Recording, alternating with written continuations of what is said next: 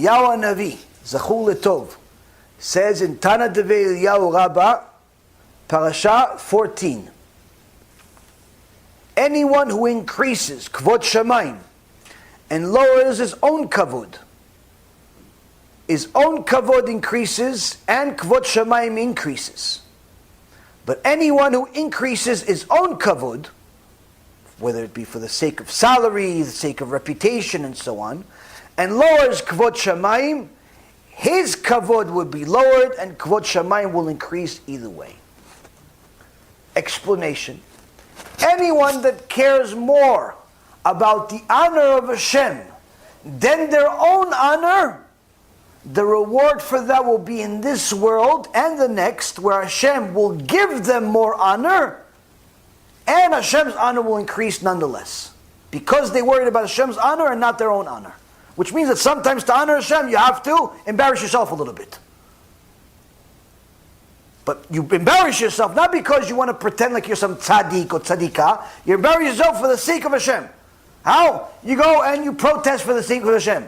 You go and you talk about things that are uncomfortable for the sake of Hashem. You go and do things for the sake of Hashem. Why? Because the name of Hashem is everything. Without Hashem, we're nothing.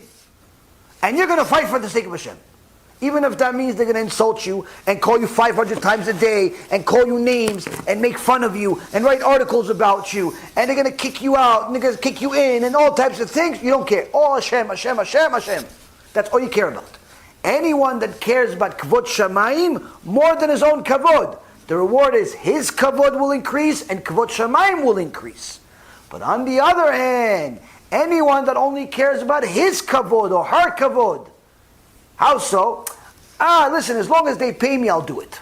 As long as they say Chazaku Baruch, I'll do it. As long as they recognize me, I'll do it. But what about Hashem? No, Hashem understands I need to do it. So your kavod is more important than Hashem's kavod. The punishment will also be in this world and the next. How? Your kavod will disintegrate and Hashem's kavod will increase anyway. Meaning there's nothing you can do to lower Hashem's kavod. Hashem's kavod will always increase. But your kavod, because you didn't care about Hashem's kavod, will decrease. Eliyahu Navi gives two examples. Two examples that when I first heard them, I was shocked. I hope you have the same effect. He gives two examples of what he just said. One on each side. Real stories. Next time you see Eliyahu Navi, you could ask him if it was real. Eliyahu Navi says there was a person at a shul with his son. And while they were praying Hallel, his son was saying foolish things against Hashem. The people rebuked the father. No, say something to your kid. The father said, no, come on, leave him alone, he's just a kid. And this continued for 8 days in a row. Sukkot. Every day they're saying Hallel, and the kid, the Hallel is glorifying Hashem. Glorifying Hashem, the highest glorification of Kadosh Baruch Hu's name. That's what Hallel is. And the kid, every time they're saying Hashem is amazing, he said, not so amazing. Hashem is the best, not the best. He thinks it's cute, thinks it's funny. And they tell him, no, come on, tell your son something. No, come on, he's just a kid, leave him alone. 8 days in a row. Eliyahu Navi himself says, the year was not complete. Before that man died, his wife died, that son died, his grandkids died, a total of 15 people in his family died, leaving only 2 people that survived, one Rasha and one disabled, in the same year. Why? Didn't respect the Kadosh Baruch Hu's name. Didn't respect Kadosh Baruch Hu's name. Why? I just didn't rebuke my son. Okay, you just didn't rebuke your son. No problem. 15 people died. No, you shouldn't say that. I didn't say that. Eliyahu Navi said that. I'm just reading. You want to read it? Go ahead, give me the chapter. On the other hand, a person in the shul, Eliyahu Navi says, they got to a section of the prayer It says Kadosh, Kadosh, Kadosh. Now this person was quiet the whole time. No one knows who he is. Quiet, didn't say a thing. They got to the section of Kadosh, Kadosh.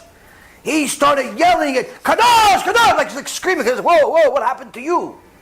Whoa, I didn't even know you were here the whole time. You're screaming. Relax, buddy, relax.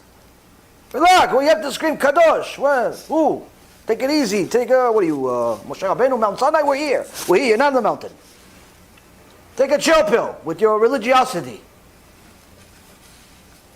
The poor guy says to them, I don't know how to read, I don't know how to write, I don't know how to learn, and I don't know how to pray. All I know how to do is say Kadosh, Kadosh, Kadosh to a Kadosh Baruch Hu. And you're going to take that away from me? Eliyahu Hanavi says it wasn't a year before this person was asked to move to Yerushalayim. In Yerushalayim, they made him the manhig, the leader over there. He had married a good woman, had amazing kids, all became Talmidei Chachamim. Why? He said, Kadosh, Kadosh. Honor Hashem. Honor Hashem.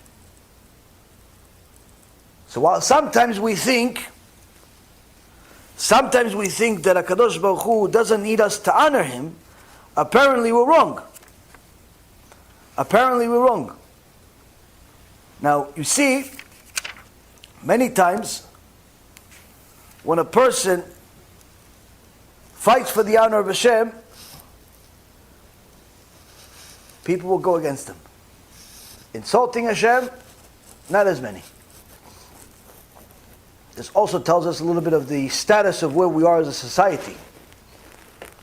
But it's important for us to know that if you want to fight for the sake of Hashem's honor every day, you have to learn Torah. Because you have to know what you're fighting for. Why you're fighting. You have to fall in love with HaKadosh Baruch Hu. You cannot fall in love with HaKadosh Baruch Hu without learning His Torah. Because when a person simply thinks of Torah without learning Torah, he will always arrive at the wrong conclusion. B'Shem Hashem Na'aseh v'Natzliach, we're very excited to offer you the new Be'ezrat Hashem app 3.0. It's a newer, faster app full of Torah, lots of Kedusha by the Shiurim that we do, myself, Rav Ephraim, Rav Chaim, where you'll have also newer features where you're able to use the app while you're using other applications on your phone. You'll be able to share the lectures directly from the app. You'll be able to donate online and support our Kiruv and our Torah work that we're doing. And the most exciting feature is that you'll be able to actually ask questions directly on the app and get answers from the rabbis directly from the app. This is something unprecedented, and Baruch Hashem will be able to offer it. Thank you again for all of your support. Check it out. Make sure you have the kosher Torah that will re-energize your neshama each and every single day. Call to B'chava Tzlacha.